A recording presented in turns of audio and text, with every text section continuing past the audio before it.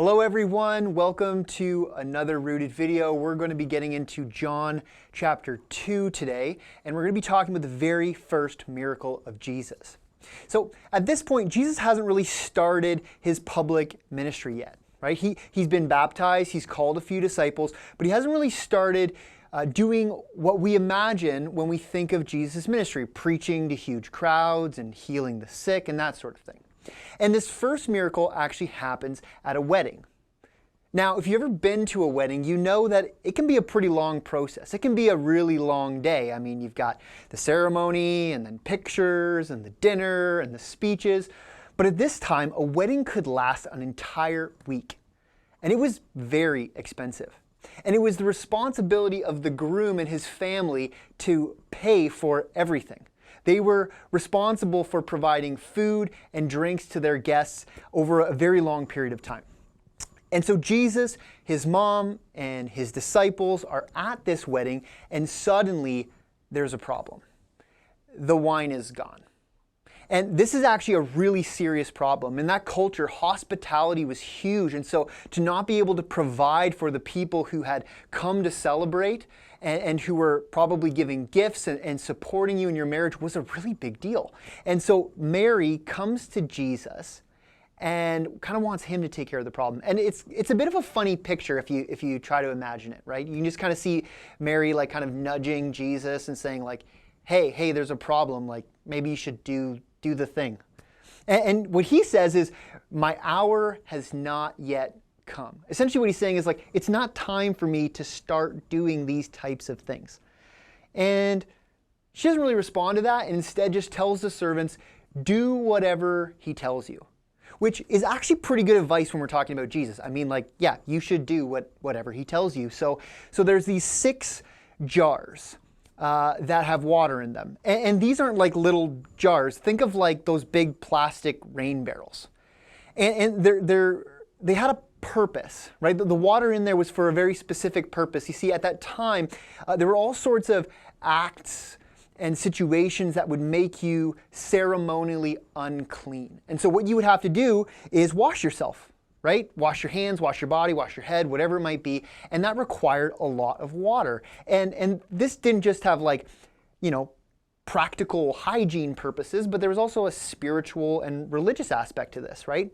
So Jesus gets them to fill up the jars, and once the jars are full, he tells the servant to take a little bit of it to the master of the feast, who is essentially like, a first century wedding planner.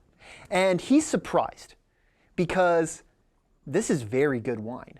And weren't they just about to run out? And so he calls the groom over and is kind of like, you sly dog, saving all the good stuff for last. And I kind of wonder how the groom responded. Was he like, yeah, sure, yeah, that was the plan. We don't really know. But in any case, Jesus saved the party and he saved this guy's reputation. And John tells us that this was the first sign that Jesus performed. And he doesn't use the word for miracle. He uses the word for sign. And that's important because, well, what do we know about signs? The purpose of a sign is to point us to something else, right? A sign directs our attention to what we're looking for. And so what is this a sign of? Well, there's a couple answers to that question. I mean, the first one is Jesus is demonstrating his power and authority over physical things, right? The water was changed into wine. And we know that wine actually takes a lot of time to like age and ferment, and Jesus just kind of bypasses that whole process. So he's sovereign over physical things. But there's a deeper spiritual meaning here. You see, the washing rituals that the Jewish people had to do, they were very important in the Old Covenant, right? In that religion of that time, you had to constantly be washing yourself to demonstrate that you understood that you were unclean. But then Jesus, he replaces the water with wine.